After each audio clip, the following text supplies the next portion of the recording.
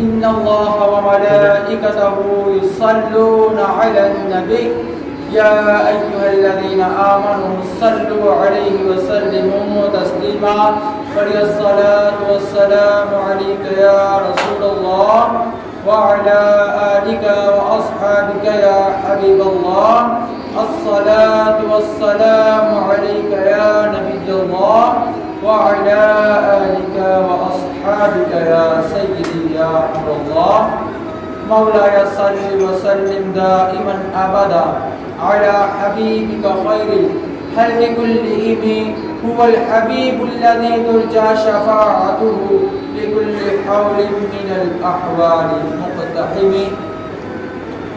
اللہ تعالیٰ کی حمد و ثنا اور آقا علیہ الصلوۃ والسلام کی خدمت میں ہدیہ عقیدت پیش کرنے کے بعد محترم بزرگوں دوستوں ساتھیوں السلام علیکم ورحمۃ اللہ. آج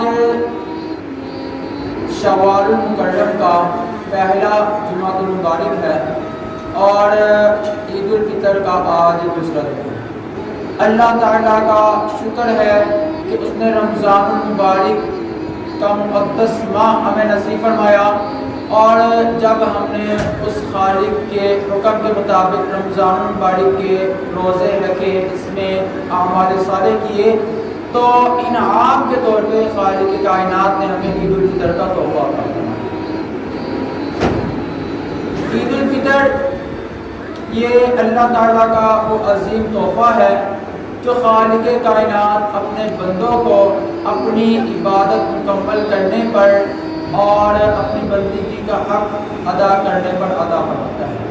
ابھی میں نے جو قرآن کریم کی آیت مقدسہ تلاوت کی سورۃ البقرہ پارہ نمبر 2 جس میں سے میں نے قرآن کریم کی آیت مقدسہ تلاوت کی. اللہ رب العزت سے دعا ہے کہ اللہ تعالی مجھے حق اور سچ بیان کرنے اور آپ کو سننے کی توفیق عطا فرمائے. آمین. جیسا کہ آج ہم جامع مسجد رابعہ کے اندر جمعۃ المبارک کے اس اجتماع میں حاضر ہیں. جمعۃ المبارک یہ اللہ رب العزت کا وہ مبارک دن ہے کہ جس کے بارے میں آقا علیہ الصلوۃ والسلام نے ارشاد فرمایا کہ الجمعۃ یوم العید، جمعہ یہ عید کا دن ہے. اب ایک تو آقا علیہ السلام کے قول کے مطابق آج کا دن جو ہے اس کے بارے میں بشارت ہے کہ یہ عید کا دن ہے، اور دوسرا آقا علیہ السلام نے فرمایا الجمعۃ سید الایام، جمعہ تمام دنوں کا سردار ہے. اور تیسرا آج جمعۃ المبارک کو ویسے ہی عید کے ساتھ نسبت حاصل ہے. اور جمعۃ المبارک کے دن ہمارے اندر ایک خامی پائی جاتی ہے کہ ہم بہت دیر سے مساجد کے اندر آتے ہیں، بڑے آہستہ آہستہ رمکے رمکے کہ قاری صاحب آئیں، قاری صاحب تقریر کر لیں، تقریر کر کے جب مکمل کر کے فارغ ہو جائیں تو پھر ہم مساجد کے اندر اس وقت آئیں جب خطبہ شروع ہو یا جب قاری صاحب جمعہ کی جماعت کے لیے اللہ اکبر کہہ لیں تو پھر ہم مسجدوں میں آئیں.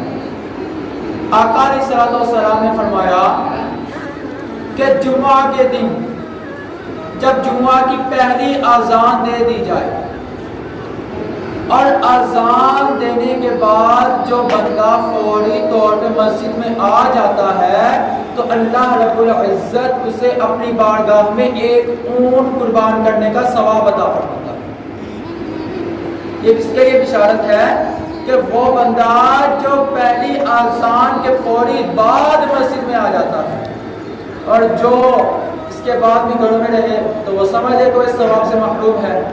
اب پہلے جو مسجد میں سب سے پہلے آ جاتا ہے اللہ اسے ایک اونٹ اپنی بارگاہ میں خیرات کرنے کا قربان کرنے کا ثواب دیتا ہے.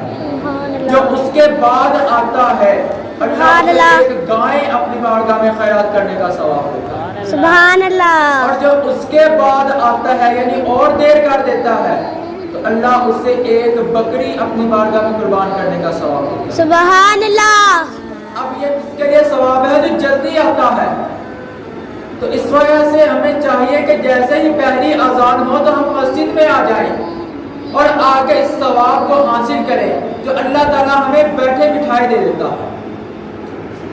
تو آج ہم جمعۃ المبارک کے اندر حاضر ہیں جو کہ شوال المکرم کا پہلا جمعہ ہے، اور رمضان المبارک کے فوری طور پہ بعد جو آیات شوال المکرم کی آج 2 تاریخ ہے، اللہ رب العزت نے قرآن پاک میں ارشاد فرمایا فَمَنْ شَهِدَ مِنْكُمُ الشَّهْرَ فَلْيَصُمْ، کہ رمضان المبارک کے مقدس مہینے کا جو بندہ پا لے تو وہ کیا کرے جی؟ فَلْيَصُمْ، وہ اس کے روزے رکھے۔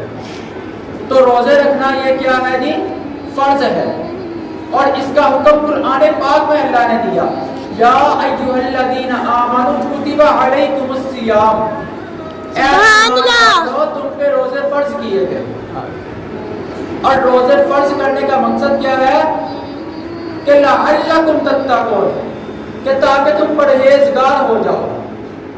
اور یہ روزے جو ہم نے رکھے ہیں یہ ایسی عبادت نہیں جو کہ نئی عبادت ہے، بلکہ یہ وہ روزے ہیں جو ہم سے پہلے لوگوں پر بھی فرض کیے گئے تھے۔ آدم علیہ السلام سے لے کر عیسیٰ علیہ السلام تک جتنی بھی شریعتیں آئیں تمام کے اندر روزے فرض تھے، لیکن آج ہم روزے رکھتے ہیں۔ اس کی سچویشن کیا ہوتی ہے کہ سحر سے ہم نے روزہ رکھا، افطار یعنی کہ سمجھے کہ صبح 4 بجے تک سحر کا وقت ختم ہوتا ہے، 4 سے لے کر آج کا جو روٹین تھی تقریباً 6:30 پونے 7 تک روزے کا وقت تھا۔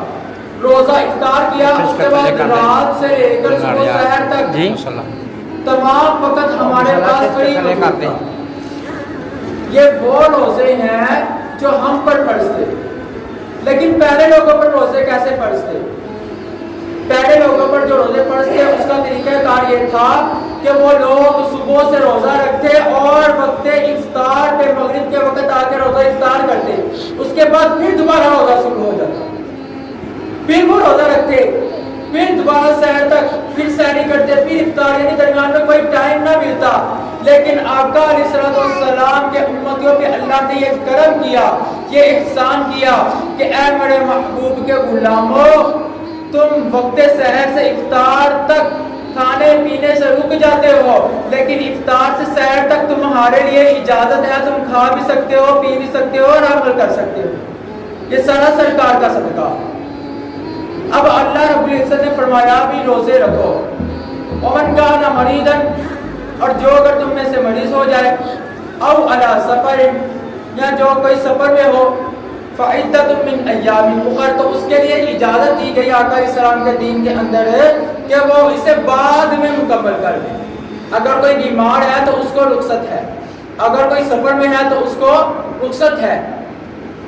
اب جب ایک مسلمان روزوں کے تمام تعداد کو مکمل کر لیتا ہے، وَلِتُكْمِلُوا الْعِدَّةَ، آپ نے روزے رکھ لیے، اللہ کے احکامات کو مکمل کر لیے، یعنی اس میں نمازیں بھی پڑھی، اس میں قیام بھی کیا، تو رب ذوالجلال کیا فرماتا ہے؟ وَلِتُكْمِلُوا الْعِدَّةَ، جب تم نے روزے رکھ لیے، روزوں کی گنتی کو مکمل کر لیا، اب کیا کرنا ہے؟ رب ذوالجلال نے فرمایا وَلِتُكَبِّرُوا اللَّهَ، تو اللہ کے ذکر کو بلند کرو، وَلَعَلَّكُمْ تَشْكُرُونَ، اور اللہ کا شکر ادا کرو کہ اللہ نے تمہیں اتنا بڑا اپنا انعام عطا کیا۔ اور وہ اتنا بڑا انعام کیا تھا؟ وہ اللہ تعالیٰ نے تمہیں جو روزے عطا کیے تھے نا، رمضان المبارک کا مقدس مہینہ، اس پر اللہ کا شکر ادا کرو کہ اللہ نے اسے مکمل کرنے کی توفیق عطا کی۔ اب اللہ کے حکم کے مطابق ہم نے اللہ کا شکر ادا کیا۔ اب چھوٹی سی بات ہے کہ ہمیں یہ بھی پتا ہونا چاہیے کہ ہم نے جو روزے رکھے اس پر اللہ تعالیٰ نے ہمیں اجر کتنا عطا کیا ہے، اور یہ کتنا عظیم روزے تھے۔ حدیث مبارکہ میں آتا ہے، مشکاۃ شریف میں حدیث مبارکہ موجود ہے، اب اللہ رب العزت نے نماز کی جزا کو بیان کر دیا۔ جو بندہ نماز پڑھتا ہے اس کو کیا ملتی ہے جی؟ جنت ملتی ہے۔ کیا ملتی ہے اس کو؟ جنت۔ اب جو بندہ حج کرتا ہے اس کا ثواب اللہ نے بیان کر دیا کہ جو بندہ حج کرتا ہے تو وہ گناہوں سے ایسے پاک ہو جاتا ہے جیسے کہ آج ہی اس کی ماں نے اس کو پیدا کیا، کس قدر بڑا گنہگار کیوں نہ ہو، لیکن جو بندہ حج کرتا ہے آقا علیہ السلام نے فرمایا وہ بندہ ایسے ہے جیسے آج ہی اس کی ماں نے اس کو جنم دیا ہو۔ نماز کی جزا کو بیان کر دیا، حج کی جزا کو بیان کر دیا، صدقہ کی جزا کو بیان کر دیا۔ الصدقہ رد البلا، صدقہ جو ہے یہ بلاؤں کو رد کر دیتا ہے۔ ایتاء الزکاۃ، زکات دو، دین کے احکامات میں سے ایک رکن ہے زکوٰۃ. تو اب جو بندہ زکوٰۃ دیتا ہے تو اس کی جزا کو بھی بیان کر دیا کہ اس کا مال جو ہے وہ محل کچیل سے پاک ہو جاتا ہے. نماز کی جزا، حج کی جزا، صدقے کی جزا، اور ان تشہد اللہ الہ الا اللہ، جو بندہ ایمان لے کر آتا ہے تو اس کی جزا کو بھی بیان کر دیا کہ جس کے دل میں رتی برابر بھی ایمان ہوگا تو وہ بندہ جہنم میں نہ جائے گا، اللہ تعالیٰ اس سے جنت میں داخل کر دے گا. لیکن اللہ رب العزت نے روزے کی جزا کو نہیں بیان کیا. روزے کی جزا کیا ہے؟ مشکوٰۃ شریف میں حدیث مبارکہ موجود ہے. آقا علیہ الصلوۃ والسلام فرماتے ہیں کہ اللہ رب العزت نے فرمایا کہ بندہ روزہ میرے لیے رکھتا ہے، الصوم لی، بندہ روزہ میرے لیے رکھتا ہے، اپنے خالق کائنات کو راضی کرنے کے لیے رکھتا ہے. تو جب بندہ میرے لیے روزہ رکھتا ہے تو اس کی جزا کیا ہے؟ وَأَنَا أَجْزَى بِهِ وَأَنَا أُجْزَى بِهِ. جو بندہ میرے لیے روزہ رکھتا ہے تو میں خود اس کی جزا بن جاتا ہوں. کیا جی سبحان اللہ، خود جزا بن جاتا ہے. سبحان اللہ. آیت میں ہے کہ اللہ فرماتا ہے کہ میں خود اس کی جزا دوں گا. اب جس بندے کو رب خود جزا دے گا، غور کیجئے اس کو کس بات کی کمی رہے گی؟ اس کو جنت بھی مل جائے گی، اسے بلاؤں سے چھٹکارا بھی مل جائے گا، اسے مال و دولت بھی مل جائے گی، اسے آسانیاں بھی مل جائے گی، اور اسے خالق کائنات کا دیدار بھی مل جائے گا. سبحان اللہ. حدیث مبارکہ میں آتا ہے کہ آقا علیہ الصلوۃ والسلام نے فرمایا کہ جو بندہ اللہ کے لیے روزہ رکھتا ہے، روزہ بندہ کس کے لیے رکھتا ہے؟ اللہ کے لیے.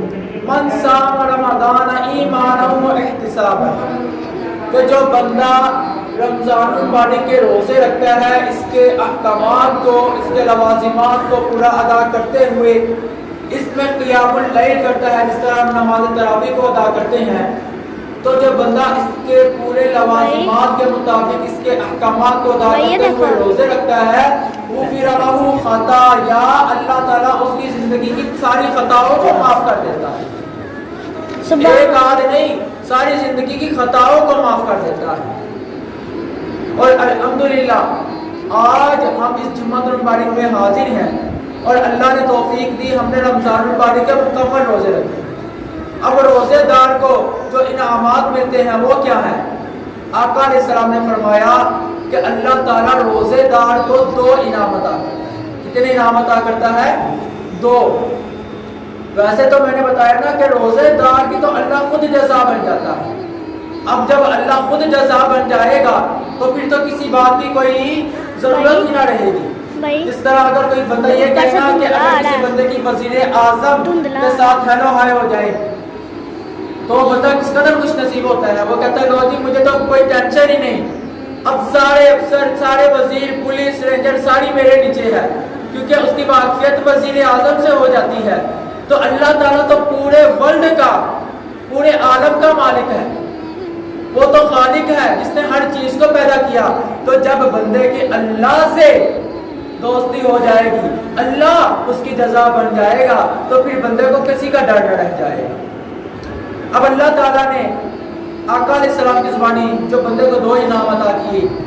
آقا علیہ السلام نے فرمایا ان میں سے پہلا انعام کیا ہے؟ عند وقت الافطار، کہ رمضان المبارک میں جب بندہ روزہ افطار کرتا ہے نا تو سحر سے لے کے افطار تک بندہ اللہ کے لیے کھانا پینا ہر چیز چھوڑے دیے ہوتا ہے. لیکن جب بندہ افطار کرتا ہے تو وقت افطار جو اسے خوشی نصیب ہوتی ہے وہ خوشی اس کے لیے سب سے بڑی ہوتی ہے. اور دوسری چیز آقا علیہ السلام نے فرمایا کہ جب جنتی جنت میں چلے جائیں گے، اللہ تعالیٰ ہم سب کو جنت کا تحفہ عطا کرے.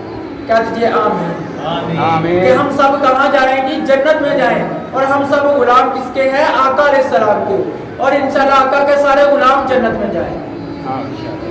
اب جب بندہ جنت میں جائے گا نا تو جنت میں اللہ کی ساری نعمتیں بندے کو مل جائیں. 1-2 نہیں، وہ نعمتیں کیا ہیں؟ چھوٹی سی میں 3-4 نعمتیں جن کا اللہ نے 26ویں پارے میں ذکر کیا کہ اللہ رب العزت نے فرمایا مثل الجنۃ التی وعد المتقین. اب جنت جو ہے اس کی مثال جو متقین کے لیے تیار کی گئی. ابھی مکمل میں جنت کی تعریف نہیں کرنے لگا، جنت کی چھوٹی سی بات آپ کو بتانے لگا ہوں. 1-2 چیزیں جو اللہ نے ذکر کی کہ وہ جنت جو متقین کے لیے تیار کی گئی اس کی مثال کیا ہے؟ اس کے اندر اللہ تعالیٰ نے نہریں جاری کی. اس کے اندر کیا جاری کی ہیں جی؟ نہریں. اب اس میں 4 نہروں کا ذکر اللہ تعالیٰ نے سورہ محمد کے اندر کیا. پہلی نہر کیا ہے؟ فیہا انہار من ماء غیر آسن. اس نے پہلی جو نہر ہے وہ ایسے صاف اور پاک پانی کی نہر ہے کہ جس کی صفائی کا عالم کیا ہے کہ آپ کو دور سے کھڑے اس کی زمین نظر آ رہی ہو، یعنی اس قدر وہ صاف اور شفاف پانی ہوگا. ابھی صرف میں نہروں کا ذکر کر رہا ہوں. وَأَنْهَارٌ مِّن لَبَنٍ لَّمْ يَتَغَيَّرْ طَعْمُهُ. دوسری اس کے اندر دودھ کی نہر ہوگی. لبن کہتے ہیں دودھ کو، اور وہ دودھ کیسا ہوگا؟ لبن لم یتغیر طعمہ، کہ اس کا ذائقہ ایسا خوش ہوگا، ایسا خوش ذائقہ ہوگا کہ جو ایک مرتبہ پی جائے گا دوبارہ اس پینے کی تمنا کرتا رہے گا. اور اس کے اندر ایسی اللہ کی طرف سے وہ کہتے ہیں کہ ہاضمہ شامل ہوگا کہ بندہ پیتا جائے گا لیکن اس کی پیاس مزید بڑھتی جائے گی. کیوں؟ اللہ تعالیٰ نے اس کے اندر ذائقہ اس قدر رکھا ہوگا. اور تیسری نہر وہ انہار من خمر لذۃ للشاربین. آج دنیا کے اندر شراب کو حرام کیا گیا ہے کیونکہ دنیاوی شراب جو ہے یہ نشہ آور ہے، لیکن جنت کے اندر بھی شراب موجود ہے. خمر، لیکن وہ شراب ایسی شراب ہوگی کہ جو خوش ذائقہ ہوگی، جس کے پینے سے لطف آئے گا، نشہ نہیں آئے گا. اور چوتھی نہر وَأَنْهَارٌ مِّنْ عَسَلٍ مُّصَفًّى. اللہ رب العزت نے اپنے بندوں کے لیے، اپنے محبوب کے غلاموں کے لیے جنت کے اندر شہد کی نہر موجود رکھی ہے. شہد کی ایسی نہر موجود ہے کہ جس کو بندہ پیتا جائے گا. دنیا کے اندر اگر آپ تھوڑا سا پانی پی لینا تو بندہ کہتا ہے کہ بس میرا پیٹ بھر گیا، لیکن اللہ تعالیٰ نے اس کے اندر ایسا ذائقہ رکھا ہوگا کہ بندہ پیتا چلا جائے گا. یہ تو صرف نہروں کا ذکر ہے. اور جنت کے اندر اللہ تعالیٰ نے ایسے محلات تیار کیے ہیں. آج دنیا کے اندر جو محل تیار ہوتے ہیں نا، اس کے اندر بندہ ٹائلیں لگاتا ہے، بڑی جی یہ وہ لگاتا ہے. جنت کے اندر لالو یاقوت کے محلات تیار کیے ہیں اللہ تعالیٰ نے. تو جنت کے اندر جب جنتی چلا جائے گا نا تو اللہ تعالیٰ کی تمام نعمتیں جب حاصل کر لے گا، محلات بھی مل جائیں گے، اللہ کی ہر نعمت مل جائے گی، کھائے گا پیے گا. اور اللہ نے جنت کے اندر بندے کو کیسا اعزاز عطا کیا ہے کہ جب بندہ جنت میں جائے گا تو آسمان پر اڑتے ہوئے پرندے کی طرف جب نظر پڑے گی تو بندے کے دل میں تمنا پیدا ہوگی کہ اے کاش میں اس پرندے کو کھا لوں. وہ کہتے ہیں نا بھون کے کھا لوں. اب بندے کے دل میں تمنا پیدا ہوگی. جنت کے اندر جادو کیسا ہوگا کہ اسی وقت وہ پرندہ تیار ہو کے اس کے سامنے آ جائے گا. سبحان اللہ. یہ جادو کیسا ہے کہ بندہ صرف یہ دیکھے گا کہ اے کاش اس پرندے کو میں کھا لوں. تمنا پیدا ہوگی اس کے دل میں، تمنا پیدا ہوگی. تمنا ختم بعد میں ہوگی. وہ پرندہ بھونا ہوا اس کے سامنے آ جائے گا. سبحان اللہ. تو وہ جنت کس کے لیے اللہ نے تیار کی؟ اپنے متقین بندوں کے لیے تیار کی. اب جب بندے کو ساری نعمتیں جنت کے اندر مل جائیں گی، ہر چیز مل جائے گی، اب اللہ رب العزت بندے سے پوچھے گا اے میرے بندے سب نعمتیں مل گئی، کسی اور چیز کی تمنا ہے؟ تو بندہ کہے گا یا اللہ تیری ساری نعمتیں مل گئیں، میں نے ایسی ایسی تیری نعمتیں حاصل کر لی، میں نے ایسے ایسے پھل کھا لیے، ایسی ایسی راحتیں مل گئیں کہ دنیا میں آج سے پہلے میں نے ایسی راحتیں دیکھی نہ تھی، ایسی چیزوں کو محسوس نہ کیا تھا.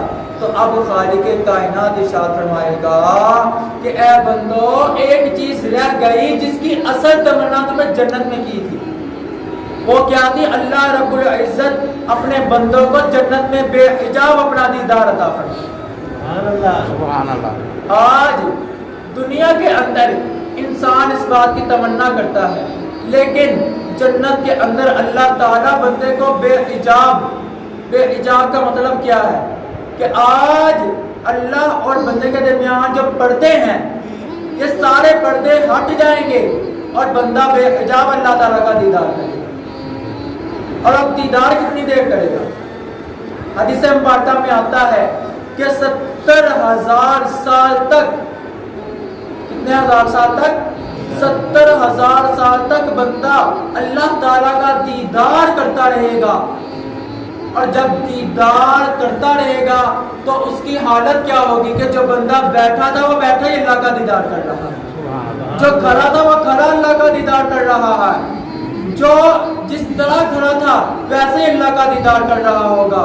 لیکن دیدار کی لذت کا عالم یہ ہوگا کہ کسی کو تھکن کا احساس ہی محسوس نہ ہو. سبحان اللہ. سبحان اللہ. ہونا تو بیٹھے بیٹھے اگر ہم دو زانوں بیٹھے ہیں تھوڑی دیر بعد کہتے ہیں ہم تھک گئے ہیں, کوئی کھڑا ہے تو گھنٹے بعد کہے گا تھک گیا ہوں. لیکن اللہ کا دیدار جو ہے اس کی خوبصورتی, اس کی تجلیات اس قدر زیادہ ہوں گی, 70,000 سال تک اللہ کا دیدار کرتے رہیں گے لیکن تھکیں گے نہیں. اب 70,000 سال کا عرصہ جب اللہ کا دیدار کرتے رہے اللہ کے بندے, تو اللہ تعالیٰ کا دیدار جو ہے جب اللہ اس سلسلے کو منقطع کرے گا, اب جو جیسے کھڑا تھا وہ ویسے ہی مدہوشی کی حالت میں گر رہے ہوں. کہیں گے مالک و مولا یہ کیا بات ہے, اتنا خوبصورت دیدار اور صرف چند گھڑیوں کے لیے, صرف تھوڑی سی دیر کے لیے. اب اللہ تعالیٰ ارشاد فرمائے گا اے میرے بندو تھوڑی سی دیر نہیں 70,000 سال تک کا ٹائم پیریڈ گزر گیا, تم میرا دیدار کرتے رہے. 70,000 سال کے عرصے میں تم نے میرا دیدار کیا, لیکن بندے اللہ کے دیدار میں اس قدر گم ہو جائیں گے, وہ بندے کہیں گے یا اللہ اتنا سا تھوڑا سا ٹائم. لیکن روزے دار کی اللہ نے عظمتیں کس قدر عظیم لکھی ہیں. آقا علیہ السلام نے فرمایا کہ اللہ رب العزت اپنے بندے کے ساتھ بروز قیامت اس بندے کے ساتھ جس نے روزوں کی تکمیل کی, روزوں کی گنتی کو مکمل کیا, اللہ تعالیٰ اس سے ملاقات فرمائے. لقاء الرحمن, جنتیوں کو اللہ دیدار کروائے گا. دیدار یہ ہے جو آپ میرا کر رہے ہیں میں آپ کا کر رہا ہوں, میں اور آپ ایک دوسرے کو دور سے دیکھ رہے ہیں. لیکن جو روزے دار ہوگا وہ اللہ تعالیٰ سے ملاقات کرے گا. تو غور کیجئے روزے دار کی عظمتیں کس قدر زیادہ ہیں. اور آقا علیہ الصلوۃ والسلام آپ پر قربان جائیں کہ اگر ہمیں روزے ملے تو کس کے صدقے میں ملے ہیں جی؟ آقا علیہ السلام کے صدقے میں. کس کے صدقے میں ملے ہیں؟ آقا کے صدقے میں. نمازیں ملی ہیں تو آقا کے صدقے میں. حج ملا آقا کے صدقے میں. اگر ہمیں ایمان ملا ہے تو آقا کے صدقے میں. قرآن ملا ہے تو آقا کے صدقے میں. اگر رب ذوالجلال ملا ہے تو آقا کے صدقے میں. تو رمضان المبارک کا تحفہ جو ملا ہے تو یہ بھی آقا کے صدقے ملا ہے. اور جو بندہ آقا علیہ الصلوۃ والسلام کی غلامی میں آ جاتا ہے نا تو اسے سب کچھ مل جاتا ہے, اسے کسی بات کی تھوڑ نہیں رہ جاتی. اگر ادھر بات کرنے کو آئیں تو وقت بالکل مختصر ہے, بات کریں تو بلال حبشی کی کریں. اگر سرکار کے لیے اپنا تن من قربان کر دیا تو سرکار کے صدقے میں وہ کچھ ملا جو کسی کو نہ ملا. آل یاسر کی بات کریں, اب ایسے کرنے کی بات کریں. آقا کے صدقے میں اپنا تن من دن قربان کر دیا تو آقا کے صدقے میں وہ کچھ ملا کہ سرکار کے صدقے میں دنیا میں بھی کامیابی ملی, آخرت میں بھی کامیابی ملی. حضرت بلال حبشی رضی اللہ تعالیٰ عنہ رنگ کے اندر بالکل سیاہ تھے, رنگ کالا تھا, زبان توتلی تھی, لیکن آقا کی غلامی میں جب آ جاتے ہیں نا تو عمر فاروق رضی اللہ تعالیٰ عنہ آپ بھی کہتے ہیں کہ یا سیدی بلال, اے میرے سردار بلال. آقا علیہ الصلوۃ والسلام جب معراج پر جاتے ہیں نا اور جب جنت کا آقا علیہ الصلوۃ والسلام نے ملاحظہ کیا, جنت کے اندر گئے تو آقا علیہ السلام نے کسی کے قدموں کی آہٹ سنی, قدموں کی آہٹ سنی. آقا علیہ السلام نے جبریل امین سے پوچھا اے جبریل یہ قدموں کی آہٹ کس کی ہے؟ قدموں کی آہٹ کس کی ہے؟ جس طرح آج اگر کوئی چلتا ہو تو آواز آتی ہے نا, تو جنت کے اندر جب بلال حبشی گئے تو قدموں کی آقا علیہ السلام جاتے ہیں تو قدموں کی آہٹ سنی. پوچھا اے جبریل یہ قدموں کی آہٹ کس کی ہے؟ تو جبریل علیہ السلام نے فرمایا یا رسول اللہ یہ آپ کے غلام بلال کے قدموں کی آہٹ ہے, بلال کے قدموں کی آہٹ ہے. تو آقا علیہ السلام نے کہا کہ بلال کہاں ہے؟ تو جبریل نے فرمایا بلال تو مکہ کی زمین پر ہے لیکن اس کے قدموں کی آہٹ اللہ تعالیٰ جنت میں آپ کو سنا رہا ہے. آقا علیہ السلام جب زمین پر تشریف لائے نا تو بلال حبشی سے پوچھا اے بلال آپ کون سا ایسا عمل کرتے ہو کہ آپ مکہ کی زمین پر چل رہے تھے لیکن آپ کے قدموں کی آہٹ جنت میں سن رہا تھا. تو بلال حبشی نے جو جواب دیا وہ جواب ذرا غور سے سنیے. بلال حبشی نے عرض کیا یا رسول اللہ میں جب بھی بے وضو ہوتا ہوں تو میں وضو کر لیتا ہوں, جب بھی بے وضو ہوتا ہوں تو وضو کر لیتا ہوں. یہی وہ عمل ہے جس کے صدقے اللہ تعالیٰ نے مجھے یہ عظیم نعمت عطا کی ہے. اور آقا علیہ السلام نے بلال حبشی کو ایک عظیم بشارت دی. آقا علیہ السلام نے فرمایا اے بلال آپ جنت میں مجھ سے پہلے جاؤ گے, جنت میں مجھ سے پہلے جاؤ گے. اب بلال حبشی غور کیجئے ان کی شان کا عالم کہ تھے وہ غلام تھے. کیا وہ ایک غلام جب آقا کی غلامی میں آ جاتے ہیں تو جنت میں سب سے پہلے چلے جاتے ہیں. اب جنت کے اندر آقا نے فرمایا اے بلال سب سے پہلے جاؤ گے.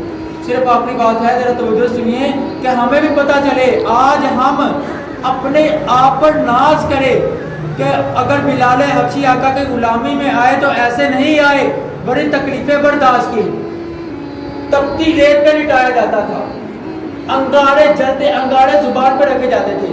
آج ہمیں گھر میں بیٹھے بٹھائے ایمان کی دولت مل گئی, ہم آج اس پر ناز کرنا چاہیے ہمیں. اب بلال حبشی سے آقا نے فرمایا اے بلال آپ جنت میں سب سے پہلے جاؤ گے. بلال حبشی نے عرض کیا یا رسول اللہ میں غلام آپ آقا جنت تو آپ کی ہے. تو آقا علیہ السلام نے فرمایا نہیں بلال آپ سب سے پہلے جاؤ. عرض کیا حضور وہ کیسے؟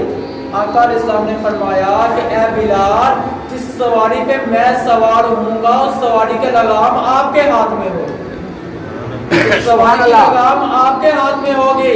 سواری پہ میں سوار ہوگا آپ لگام کو کھینچتے ہوئے پہلے جنت میں چلے جاؤ. اب بلال حبشی نے عرض کیا یا رسول اللہ تمام انبیاء سے ان سے بھی پہلے چلا جاؤں گا. آقا علیہ السلام نے فرمایا ہاں اے بلال تمام انبیاء سے تمام اولیاء سے ہر ایک سے پہلے تم جنت میں جاؤ گے کیونکہ سب سے پہلے جنت میں آقا علیہ السلام کی ساتھ جائے گی اور آقا علیہ السلام کی سواری کی لگام بلال حبشی کے ہاتھ میں ہوگی.